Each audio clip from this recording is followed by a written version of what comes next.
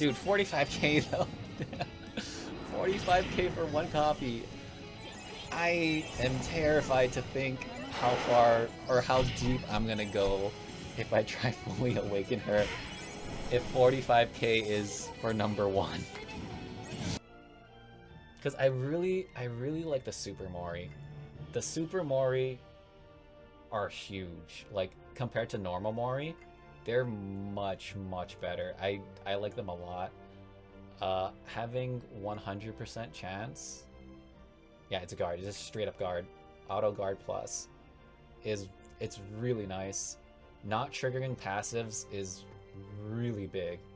Like, it changes how Mori work completely. Like, I think like that's one of her biggest draws. But at the same time, you also got more Mori. You get Enrage. Sword Storm is just insane. Like, Sword Storm is really strong. Like, it O-code, like, one-shotted a lot of things in Arena. It's significantly better than these. Like, look at these. These guys are 60% chance of redirect. They are, they will trigger all the passives. Like, they will trigger Musashi, they'll trigger... actually, Dark Sun Wukong doesn't rely on it. Okay, maybe not Dark Sun Wukong, but having them not trigger passives is really good. Like, it's 100% power creep, but it's like a power creep that we needed. Because Mori, where they're super irrelevant right now. If you add more of these Super Mori, I think it could be, like, it could make a comeback. It could be more relevant if you add these Super Mori in. Like, I feel like it makes Mori actually viable. Because before, the reason why I used all these blood units is because the Mori are at the back. It's at the very back of your reinforcements, so you never actually use them. All you do is sacrifice them. And that's the reason why a bunch of other units that used Mori, that, where is it?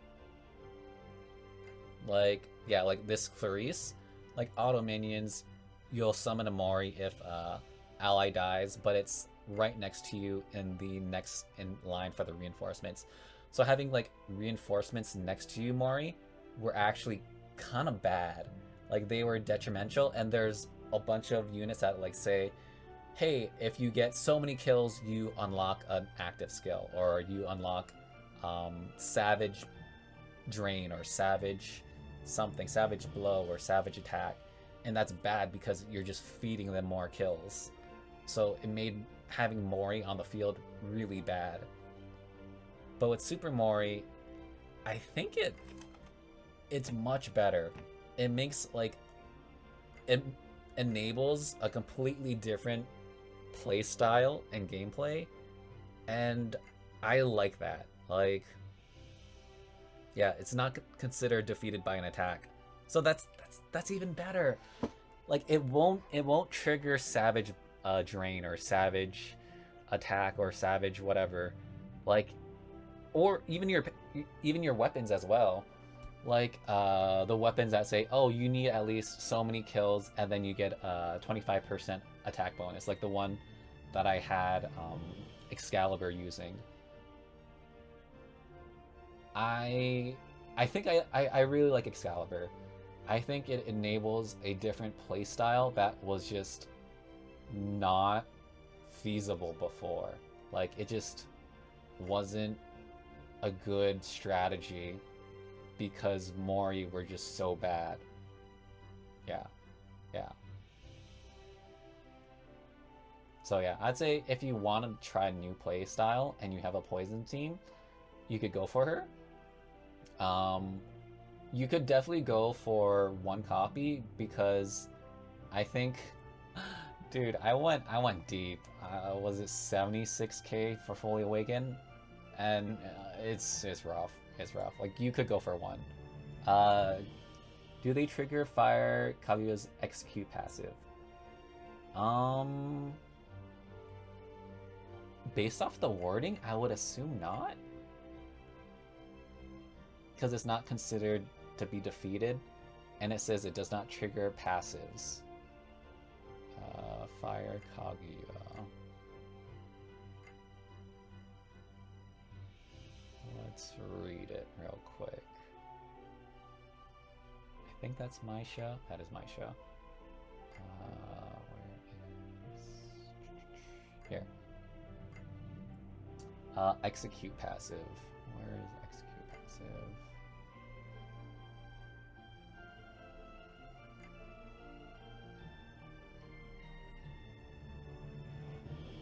I'm assuming you mean the defeated 3+.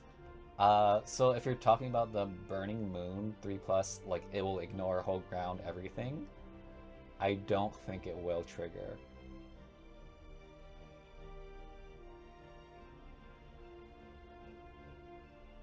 Oh my god, if they don't trigger passive, it doesn't only make Excalibur better, it also makes Fire Kaguya more mid. Yeah, like, because again, it says defeated 3+ units. The Mori say specifically that they don't count as being defeated.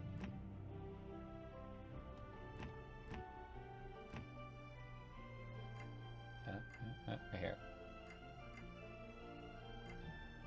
This unit is never considered to be defeated by an attack. Yeah, I don't think it does. I don't think it counts. Like, it shouldn't anyways.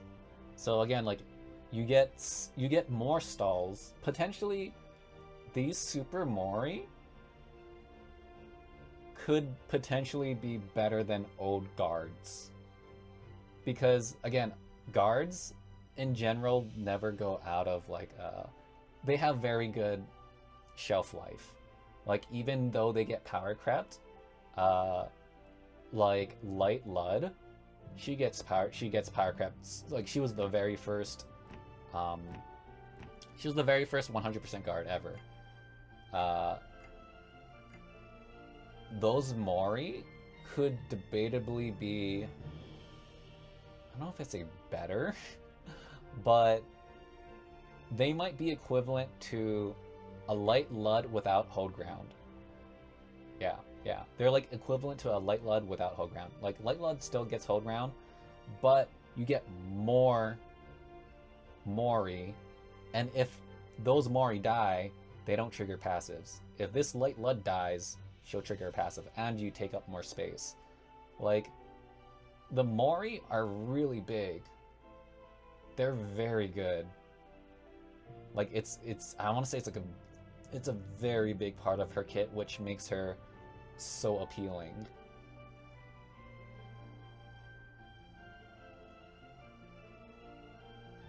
Yeah, I'm just like, I don't know. Is she a must? She's very good. But it's definitely not all teams. But I think she's very good.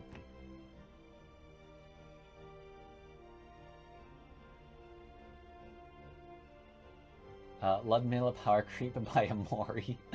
I mean, kind of, almost. Because again, like,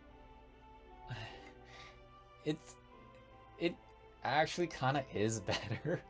Because again, you get 2 of them automatic. You get 4 of them actually. You get 4 of them automatically. So let's say you have Light Lud in your reinforcement as like in your first platoon, like right after your first 4, versus you have Excalibur. Excalibur uses... She just exists. She doesn't have to use anything, actually. Whatever happens, something dies, either Light Lud or the Mori comes in. The 2 Mori are essentially equivalent to 2 hits. Because, yeah, it's almost equivalent to 2 hits. And depending on your Light Lud, how invested you are into it, like if she's 200 fully awakened, yeah, then the Light Lud's gonna take more than 2 hits. but if it's not fully invested into, because of power creep, they could one-shot. And because they could one-shot, they could go down to hold ground in one hit, and then the other hit kills her. So that's like good for 2 hits. But the Mori are also good for 2 hits. And you can get more Mori, and it doesn't take a spot. And there's also the potential chance of the one-shot for Light Lud could ignore hold ground. Or she could be poisoned, or she could be burned.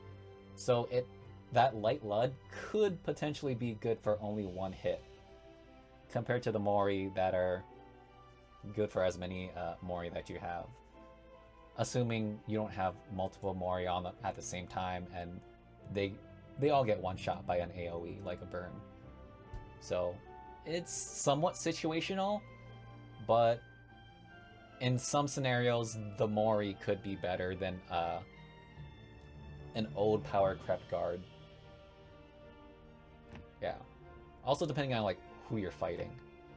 Like if their 200's fully awakened, and you could just get one shot anyways. And again, I wouldn't recommend building a Light Lud just because she gets power crept. Like you can have her on the team just to stall for time, but I would rather build the Excalibur that you can summon more. Yeah. Let's just face it, those Moris are just Light Lud but better. I mean, it's unfair because multiple Mori versus 1. Yeah.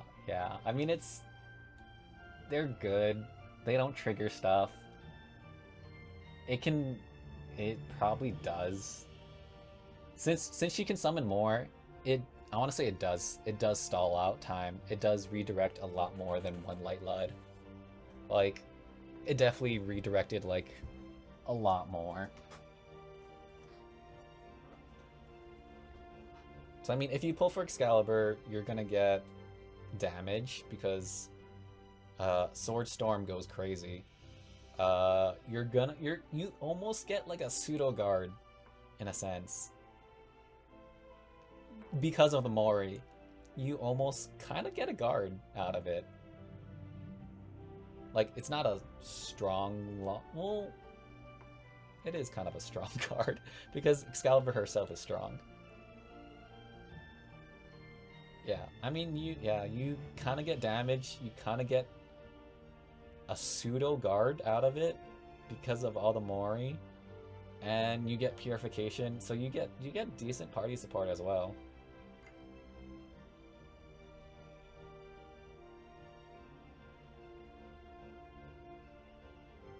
I don't know, she's pretty solid. Like she's pretty solid. I don't know. Yeah, she's very good. Damn, execute, super good guards. Mori's Purify, Mega Poison, Attack, all hold ground. Attack reduction, all in 1 unit. Yeah, dude. It's definitely power creep. She's very good. She gets a lot of really good stuff. What I want to see more Super Mori. Like, this stuff is really good. Like, if we get more Super Mori, oh shoot. Maybe I should pull for her on my survival team. Oh, I could go for 1 copy. I think I will. Like, the more I think about it, it's pretty good. Stealth, actually she would be kind of good for stealth. Stealth loves guards. Shoot, am I summoning more? We're definitely getting more Super Mori in the future. At first she seems weak, I also thought, but she performs really well in the game.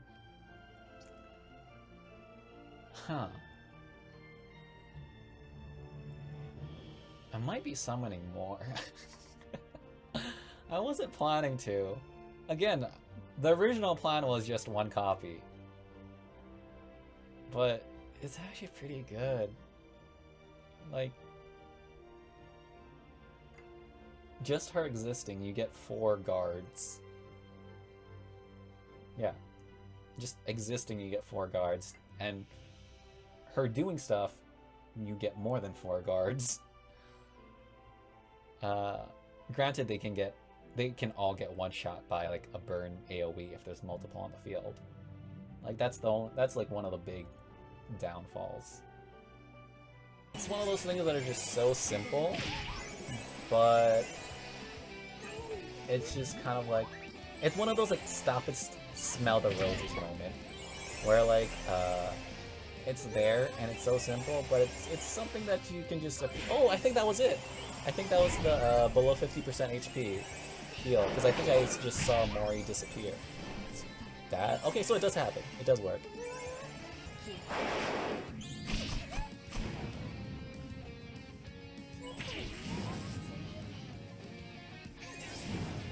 See, look. Swift Strike.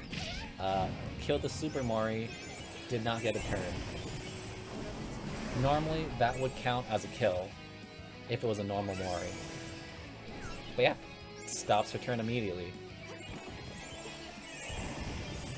Ooh, ooh, ooh. Dead Lancelot.